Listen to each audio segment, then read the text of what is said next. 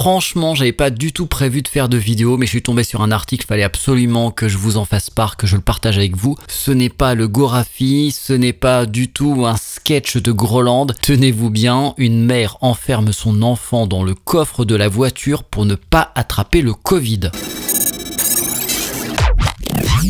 Système Deal. Humour, réflexion, musique.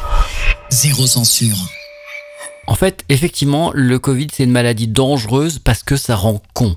Pour emmener son fils positif au Covid-19 au centre de dépistage, cette mère a décidé de le mettre dans le coffre de sa voiture afin d'éviter tout contact avec lui. Elle a été inculpée samedi pour mise en danger d'un enfant. On va prononcer à la française un Sarah Beham, une professeure d'anglais de 41 ans, a transporté son fils de 13 ans dans le coffre de sa voiture avant d'effectuer un test de Covid-19. C'est rapporté par Sky News. La meuf, elle est prof d'anglais. En théorie, elle est pas censée avoir un QI d'huître, mais là, franchement, pas top. Et je sais pas comment elle a fait pour convaincre son fils. Bon, écoute, je te ramène faire un test, mais il y a plus de place dans la voiture. Dans le coffre, il y en a plus. Ou alors, je sais pas, elle a dû lui dire, monte dans le coffre, promis, tu auras un double hamburger. Son fils devait pas avoir de comorbidité, en tout cas, il était pas obèse, car il a pu rentrer dans le coffre. L'histoire ne dit pas de quelle marque était la voiture. Son fils avait déjà été testé positif. Lorsqu'elle s'est rendue au centre de dépistage d'un établissement scolaire à Houston, au Texas, le 3 janvier dernier, elle a informé le personnel soignant que le garçon était dans le coffre de la voiture. La raison, elle ne voulait pas être infectée par le virus. Bon les gars, les meufs, je sais vraiment plus quoi dire. Bon, on va déclarer de manière très solennelle que c'est la fin du monde. L'enfant qui a été retrouvé dans le coffre n'était pas attaché. Bah tiens, c'est bizarre, il n'y a pas de ceinture de sécurité dans le coffre.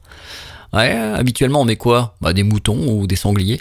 Heureusement, il n'a pas été blessé, a déclaré un responsable de l'établissement scolaire. Le personnel a décidé d'avertir la police et un mandat d'arrêt a été délivré contre elle. Sarah Beham a été placée en garde à vue pendant 1 heure, puis a déposé une caution de sortie à $1 500, 1320 € selon la chaîne Click to Houston. Ce qu'on ne sait pas, c'est est-ce que c'était plus cher ou moins cher que le test qu'elle a payé. On est vraiment dans un monde de malades. Les gens sont fous. Système Deal. Humour, réflexion, musique. Zéro censure.